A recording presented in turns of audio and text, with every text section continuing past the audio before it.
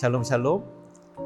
오늘 하루도 우리에게 주시는 말씀으로 깨달음을 얻으시고 말씀대로 살아 승리하시는 여러분 되시기를 기도합니다.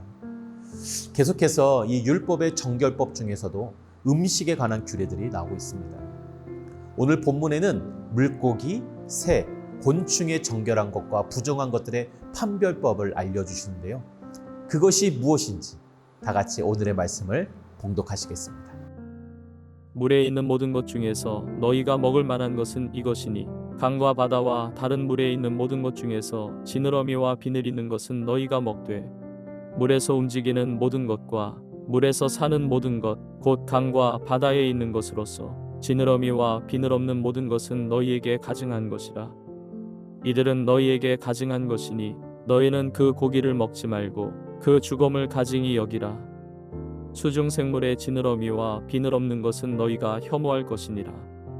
새 중에 너희가 가증히 여길 것은 이것이라.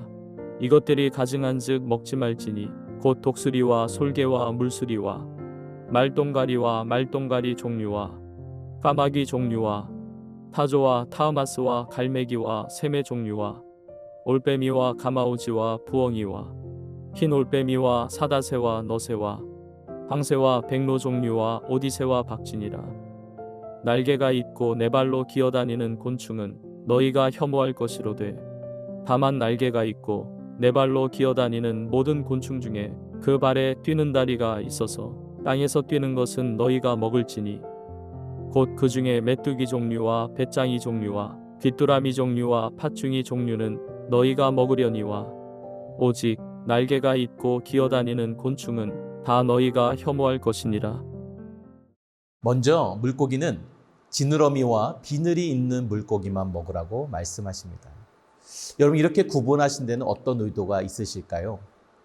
이 기준에 대해 말씀하지 않으셨기 때문에 우리가 정확히 알 수는 없지만 한 가지 유추할 수 있는 것은 비늘과 지느러미가 없는 물고기는 주로 얕은 물가에 사는 민물고기라는 사실입니다.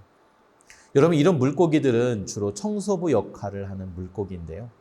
여러분, 이런 물고기는 사실 각종 해로운 박테리아에 노출되기가 쉽고 또 다른 물고기들의 사체를 처리하는 물고기라는 점입니다.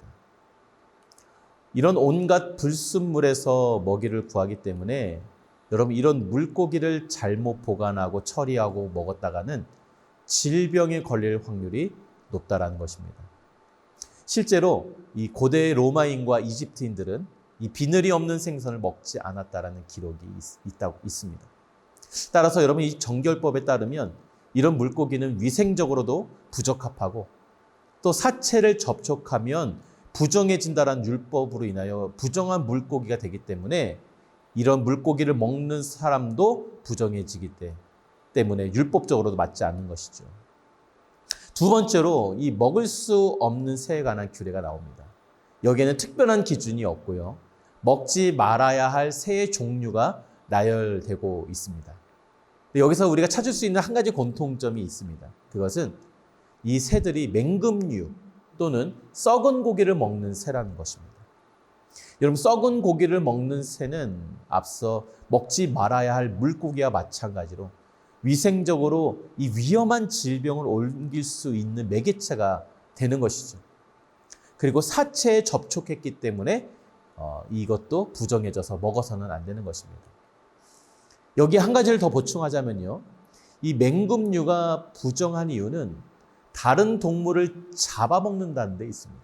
즉, 다른 동물의 생명을 빼앗고 거기에 살과 피를 먹고 마시는 바로 율법을 어기는 동물이라는 것입니다.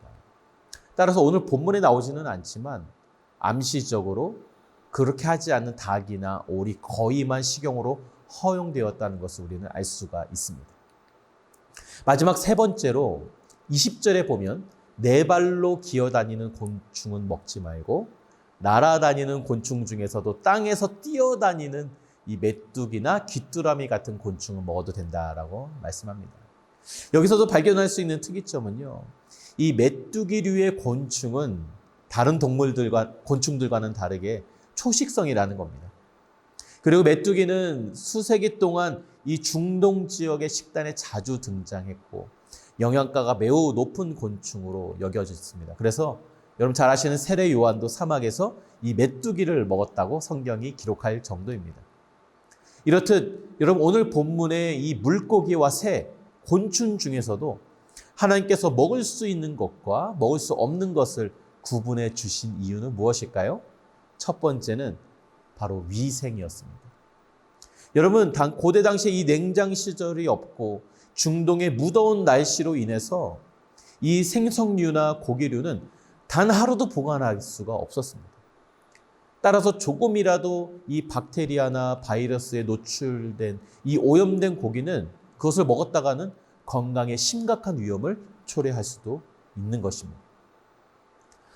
하나님께서 왜 이렇게 이건 먹어라, 저건 먹지 말라, 왜 이렇게 우리의 행동을 제약하시나 할 수도 있겠지만 여러분 이 법에 담긴 하나님의 의도는 사실 이스라엘 백성을 질병과 감염으로부터 지키시고 보호하시기 위한 하나님의 섬세한 배려임을 우리는 기억해야 하는 것이죠. 그리고 두 번째는 바로 신학적인 이유입니다. 위에서 본 바 이스라엘 백성이 먹을 수 있는 동물은 다른 동물의 피나 사체를 먹지 않은 동물뿐임을 우리는 알 수 있습니다. 그 근거가 바로 레위기 17장 11절 말씀입니다.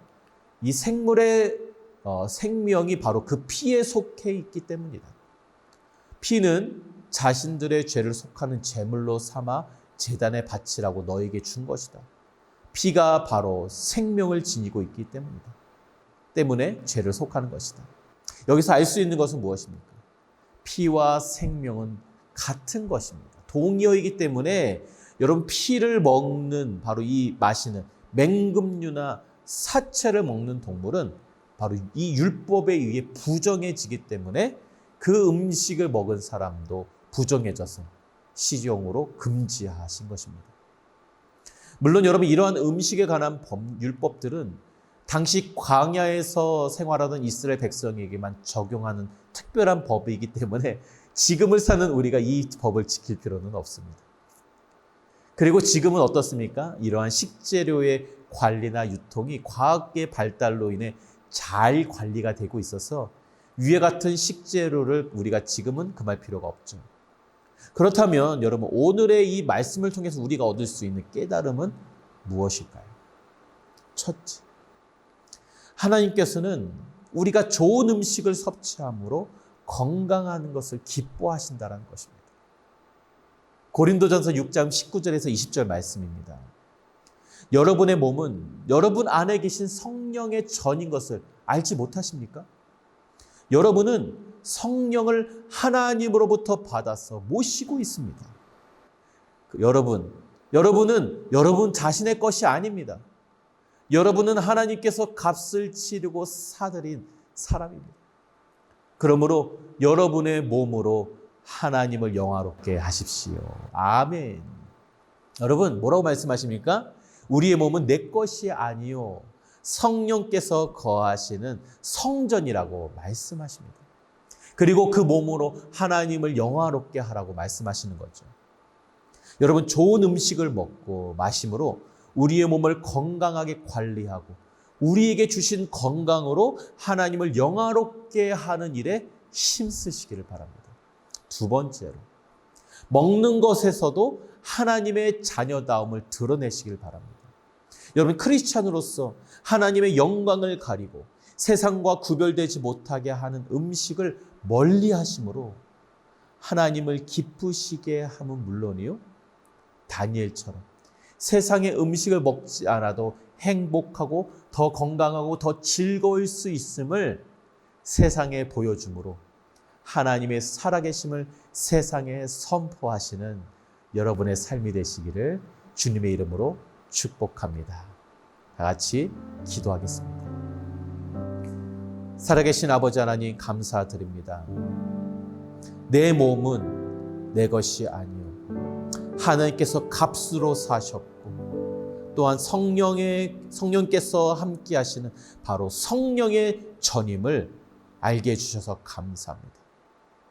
이제 내 것이 아닌 하나님의 것인 이 몸을 이젠 세상과 구별하여 더 건강하고 아름답게 가꾸고 지키게 하여 주시고 그뿐만 아니라 하나님의 자녀다운, 하나님의 백성다운 그런 음식들을 먹고 마심으로 세상과 구별되어져서 세상에 하나님의 살아계심을 보여줄 수 있는 그러한 영광스러운 나의 삶과 나의 육체가 되어질 수 있도록 도와주시옵소서.